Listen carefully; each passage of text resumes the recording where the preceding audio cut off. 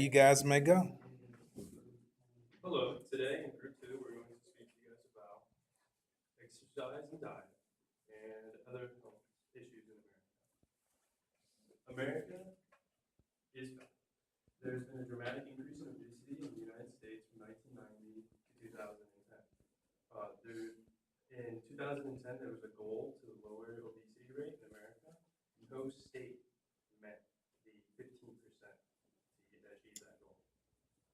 And there was a poll taken in 2011 that says that the South has the highest prevalence of obesity by 29.5% in adult males, and then followed by the Midwest, which is 29, and then the Northeast, which is 25.3.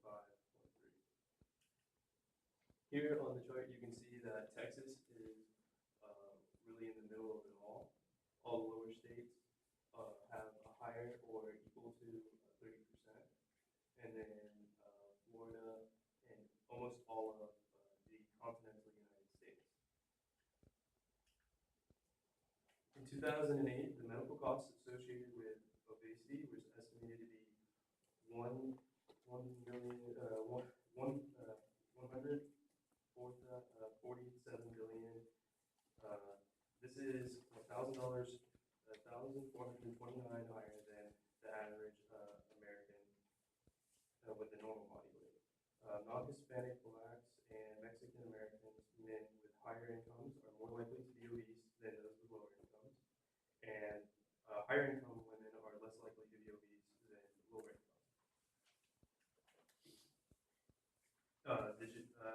How we got that? Some people blame some of the foods, maybe some of the extras that they put in, some of the cheaper alternatives that manufacturers put in, like high fructose corn syrup. Well, high fructose corn syrup was made by Japanese food scientists to produce a new sweetener that would be way less expensive to produce and have a way longer shelf life. After a while, they came out with the high fructose corn syrup, and now that they've been still looking, they found that the new tech that you can turn palm oil into, which is the palm plant here, into another kind of sugar, which is way cheaper and way worse for you to consume.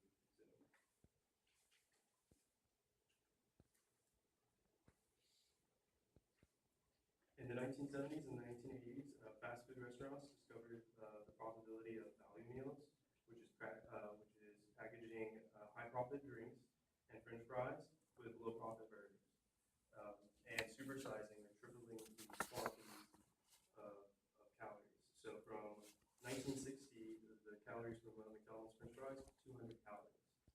Now it's over 610 calories.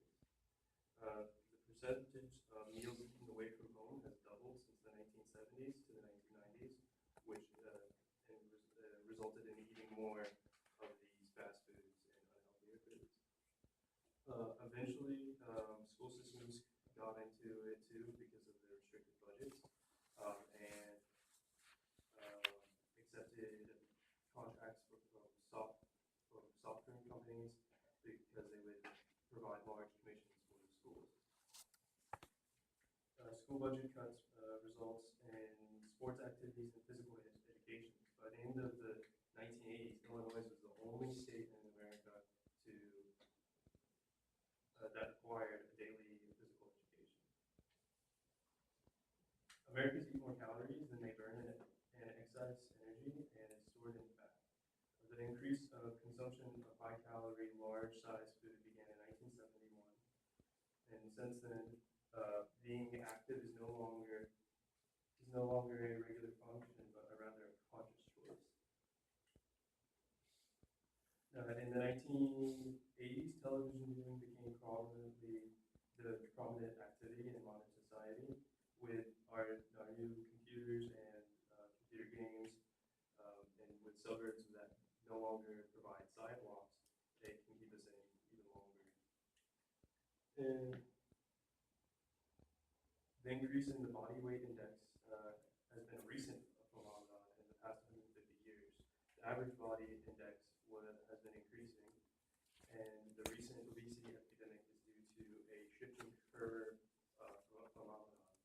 means that the IBM would increase in small amounts usually, but now that we have seen sharp increase in patterns, probably due to these new technologies and easier getting food. Now that I've explained the how we got that, David will go on and explain the why we got that.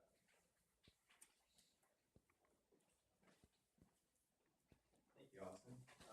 As he said, I'll be talking about why American people are so obese and why we're actually getting more obese as time continues. Over a third of Americans are obese, and in 2012 they took a survey and they found the exact number to be about 35.7% of Americans to be obese. Why? Well, first and foremost, it's poor diet. Fast food culture in America has prevented people from losing any weight whatsoever. It's easily accessible. You can find a McDonald's in any corner, basically. And they have a dollar menu. Who wouldn't want to go to McDonald's and spend $1 on a cheeseburger? It's so easy, convenient, and it's way cheaper than to actually go out to Publix, buy some brown rice, lean chicken, and cook up a healthy home-cooked meal. Also, sugars. Sugar is a main thing on why people are so obese. It's everywhere. Soda, fruit juices, sport drinks, desserts, candy, it's everywhere. And everyone loves it. Sugars do provide energy, however, they do have no nutritional value. And excess amounts of sugar have been known to cause obesity, which could lead to cardiovascular disease and metabolic diseases such as diabetes. Also, the reason why people love sugar so much is that the sweetness is so appealing to the human taste that it becomes too easy to consume excess amounts of them. Also, lack of exercise is the main reason why Americans are so obese. Most people choose to live a sedentary lifestyle, sit at home, watch TV, play video games, and don't really get active at all. Most Americans these days are shifted from blue-collar workforce to the white-collar workforce. They work in office cubicles and they sit down in their offices all day, and that actually makes you sedentary. That weighs down on you and makes you not want to work out. And even though more gyms are opening up each year, people still choose to be sedentary. And most people think that they can just lose weight on diet alone, but that's not true. You actually need to mix diet and exercise. That is the most efficient way to lose weight. Also, early childhood obesity is the main factor on why most adults are obese these days. Some children aren't fed the proper nutrition. That's, I don't want to point any fingers at you here, but that's mainly the parents' fault for that, because they're the ones feeding them. And actually, they took a survey in 2012 and they found that 17% of children, which is considered below the age of 18, are considered obese. Another reason why Americans get so obese is common misconceptions, and these can fall into diet and exercise as well. Most Americans, they think some foods are healthy, such as Gatorade, but really Gatorade is loaded with sugar, and all it really does is give you electrolytes. Also, there's these things called Clif bars. I don't know if you've ever heard of them. It says energy bar right on the front, and that right there will make the average person assume it's healthy for them. But if you just eat a Clif bar and you don't utilize that energy by working out, then the complex carbohydrates, the sugars, and all the proteins are just going to be converted into fat, and that's basically how fat builds up on you. And now that you know why Americans are so obese, Jorge here is going to talk about the health effects of obesity.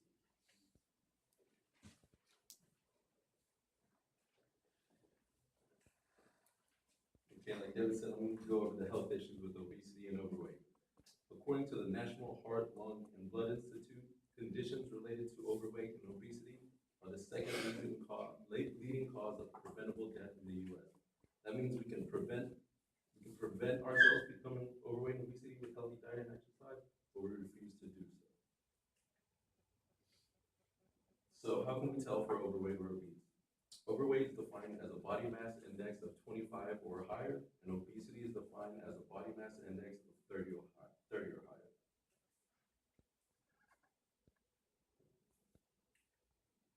Okay. BMI, or the body mass index, is a number calculated from a person's height and weight that gives a reliable indicator of their body fat.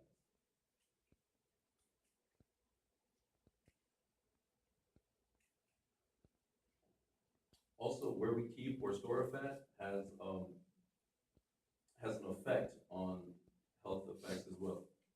Having a waist size above 35 inches for women or 40 inches for men can lead to a higher risk of heart disease or shorter life expectancy, according to the Heart Rhythm Society.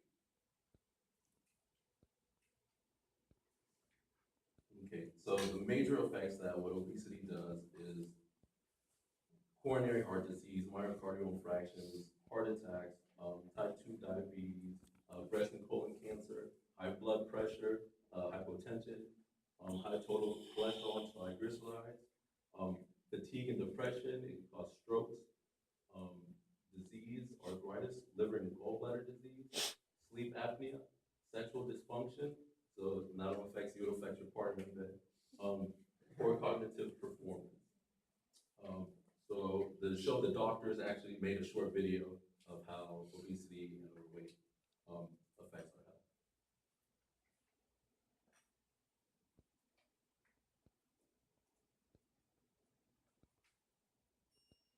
I do it to stay sharp and take care of my body, but it's harder to work out my. Hi, I'm Patty Pemberley. I'm an endocrinologist, and what I study is hormones. That means metabolism. People can get in so much trouble with weight gain, with low thyroid hormone, that they can actually go into a coma, they can die. And of course, pre-diabetes, if you don't treat it, you're looking at full-blown diabetes. That leads to heart disease, amputations, and kidney disease. So, if you feel you have any of these endocrine problems, seek help. Today is all about the best ways to weigh less. And right now, I want to take you inside an overweight body. I want to show you all the ways extra weight affects your health. Now, obesity may not seem like any big deal, right? But let's look inside the abdomen. All of this visceral fat hugging your internal organs affects virtually every organ system in your body. Let's start with maybe the most important one, your heart. Obesity over time can build up plaque deposits in your arteries. If that ruptures, it can lead to a fatal heart attack. The number one killer of men and women, heart disease. Now, fat doesn't necessarily get in your lungs, but what does it do? It makes breathing more difficult because of all that extra fat that you're carrying, not only in your belly, but up here in the soft tissues of your neck. You're at increased risk for obstructive sleep apnea when you sleep at night. You wouldn't think that obesity would affect your brain, right? Well, over time, as you're eating meals, you get a dopamine surge, whether it's a sugary meal or a fatty meal. You get these dopamine surges, that makes you feel good. The brain's lighting up.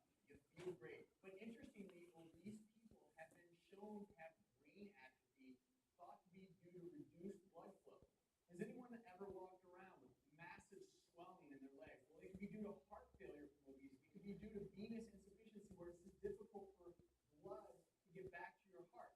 If you walk around obese, your joints are more likely to become arthritic. So just walking around becomes painful and debilitating. But here's what's so key. Pay attention to this. If you lose all of that weight, these things are reversible. So right here, right now, you need to make a commitment to losing weight. Okay, so obesity is not just important in cosmetics and looks, how we see ourselves. It really is important to our bodies, and virtually, like the video said, every organ system in our body. And like you also said, the most important part of obesity is that it's completely reversible. We can overcome it with healthy diet and exercise. Okay, now Jessica will talk to you guys about alternatives from eating out, healthy ways to eat out and at home, and some ways that you can incorporate diet and exercise in your daily life. Okay, so I'm going to start out with healthier food choices that you should order when you go to So starting with beverages. Most people will order like a milkshake and think it's not that bad, but it actually, like a medium milkshake is 380 calories. And if you substitute that for water, which is 0 calories, and like a lemon, which increases your metabolism by 30%, you're gonna actually burn more calories during your other meals. So instead of ordering fries for a side, which are 230 calories and 14 grams of fat, you should order a fruit cup, which is 130 calories and 2 grams of fat. And in an experiment in Supersize Me, they put like McDonald's fries in a jar and see how long it took to like decompose and mold, and it took over 10 weeks. So imagine what that's doing in your stomach if you don't burn it off right away, and most people don't. And so that being said, you should always order the smallest size, and they always get you by saying like order a medium for like 10 cents more. No, because that's like so much extra calories. Alright, so then tips to remember when you go out to restaurants or when you are making at home. Always get foods that are baked and broiled, roasted, and lightly sauteed. Because when doing this, instead of ordering something that's fried, like if you order a turkey burger on whole wheat bread, which is like 380 calories, versus a double cheeseburger, which is 708 calories and 44 grams of fat, and it's just fried and just soaked in grease, it's going to take a person that weighs 130 pounds 120 minutes of pure cardio to burn that off. And most people will just like eat it in front of the TV or not even care. So that's just gonna sit in your stomach and build up. And then whenever you order something like a salad, you should always put the dressing on the side because people are unaware of like what the salad dressing actually is, and that kind of like defeats the whole purpose of eating a salad. And then eat slow and like drink water between bites because water can actually fill you up. And there's always alternatives, like whenever you go out somewhere like Starbucks, if you order a regular mocha frappuccino, it's 270 calories versus a non-fat, which is only 190 calories. So you save basically 100 calories. And then substitutions. So if you're craving like a sweet tooth or something, you should go for like strawberries, which is a fruit, like a sweet fruit, and like dip it in like low-fat chocolate instead of ordering like a strawberry chocolate cake. Or you could go for ice cream, frozen yogurt instead of ice cream. It's like Ben & Jerry's, only a half a cup, which is a fourth of the whole pint, is 250 calories and 14 grams of fat versus like red berries, chocolate frozen yogurt, which is 1 cup is 120 calories and only 10 grams of fat. And it has vitamins and calcium, so you can get twice as much for almost about the same amount of calories you're consuming in half a cup. And then like eat turkey bacon or Canadian bacon instead of regular bacon, and try to go for like airbag popcorn instead of heavy chips. So then ways to exercise daily, because most people say that they don't have time to exercise.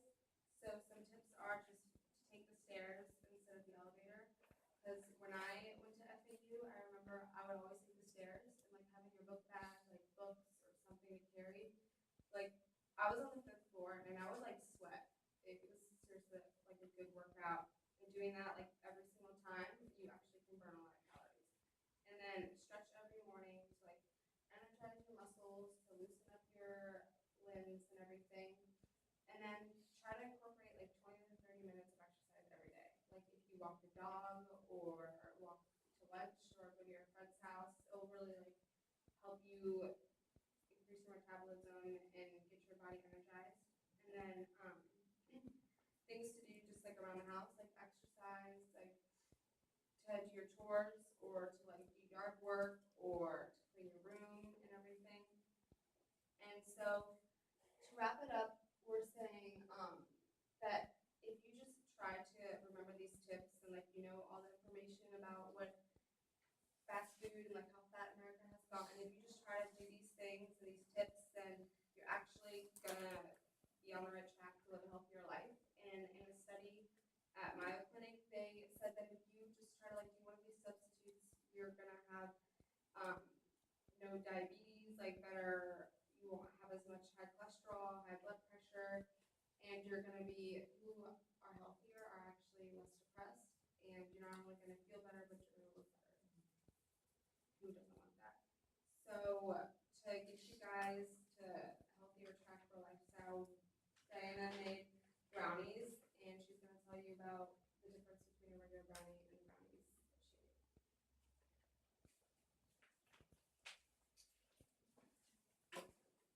All right, so I made Julian Michael brownies, and I compared them to the original Betty Crocker recipe. And for those who don't know, Julian Michaels is a pro bodybuilder and trainer. And the calories for the Betty Crocker was 100, and for hers was 86.2. The sodium intake was 80, and for Julian's was 63.6. And the protein was 1 gram for Betty Crocker and 1.3 grams for Julian Michaels. And the ingredients, instead of using regular white flour, we use whole wheat. Instead of sugar, we use natural honey and applesauce. And so I hope you guys enjoy them.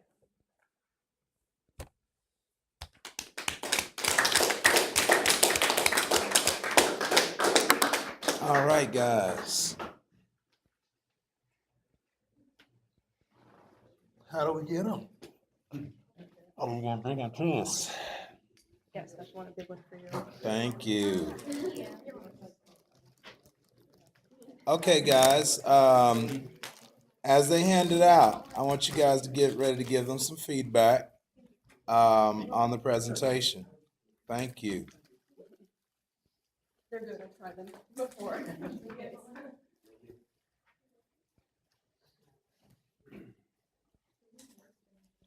Who'd like to start out by summarizing what you think about it? Let me ask you a question. What type of speech was this? Okay. How many feel it was persuasive? How many perceive it was persuasive? When did you find out? Well, when you got to Jessica? Huh? Austin and I don't know if you David, they're telling you, they're basically saying this is what's going to happen to you if you overeat. This is what's going on with obesity today, and you're they're intending you to understand that you don't want to be like this, so don't overeat. Okay. Did you guys let me ask you, what do you think what were their strengths? What stood out as being really strong? Okay, statistics. The way they transition from person to person. I thought they had awesome transitions from person to person. Yeah. That it was really good. I thought y'all handed the baton off very well to one another. Yeah. What else?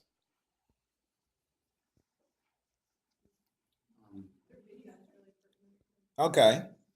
Video was good. The video actually, fit pretty well. What else? Okay, got better as it got along. Okay, I think so. Now, when you make that statement, what are you saying? What's under that? They started out a little rough, but they got better. Okay. At the end of it. Let me ask you. Still nerves were there. Okay, we're gonna go through. What did you? Did it seem like some were more? Okay, I think you came across reading a lot. When you first started. Yeah, the whole presentation that was reading, and but as it kept going, then it seemed like people would become less tied to the notes, and so I would say you want to make sure that you don't get caught up in reading because you don't make the connection, but because you're the first person, you're the one that's supposed to make the connection. You really got to make the connection with the audience because the strongest aspect of your presentation should be the first part of it and the last part of it. Usually people, it's a bookend philosophy. People remember the beginning and the end. They tend to remember the beginning and the end. And so, and then you're the person that has to grab our attention. So therefore, if you're not looking at us and interacting with us and, automatically just, then it kind of, loses the momentum. And so, I'd say that was one of the things that y'all probably needed to work on. What are some other things that you guys noticed?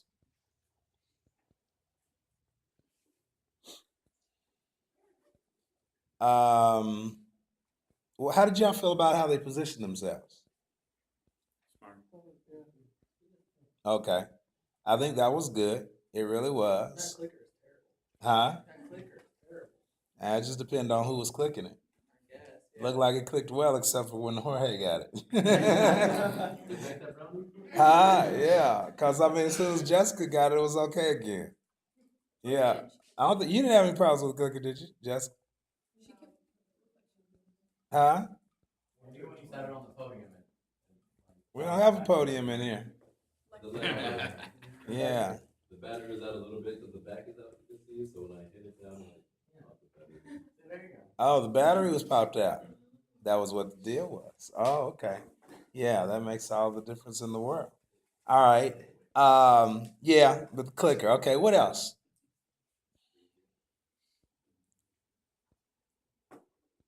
So you guys like the positioning. Did you guys notice the look that Austin gave when he sat down? What was it? What kind of look was it? Was it a relieved look? Huh? It was like you were questioning how you did. To me, that's how I came across. Well, I got one of my pages like separated, so Uh-huh. I was like looking for it, and so then I lost my place a lot. Yeah. So to me, it's like you were looking, and then you kind of were giving the group like, okay, I finished it, but I mean, it wasn't perfect, but yeah. But the thing is, because you're in front of everybody, we all see it too. See the look, and because where you're positioned, and so you may want to, I always say never apologize, but you didn't say you didn't apologize, but your look showed some type of sentiment that was going on in your head when you sat down. If you had not been, let's say like if you guys had situated yourself where you went and sat down in a different way where we couldn't see your faces, then we probably would never have seen it. But we did. Oh, I'm still recording.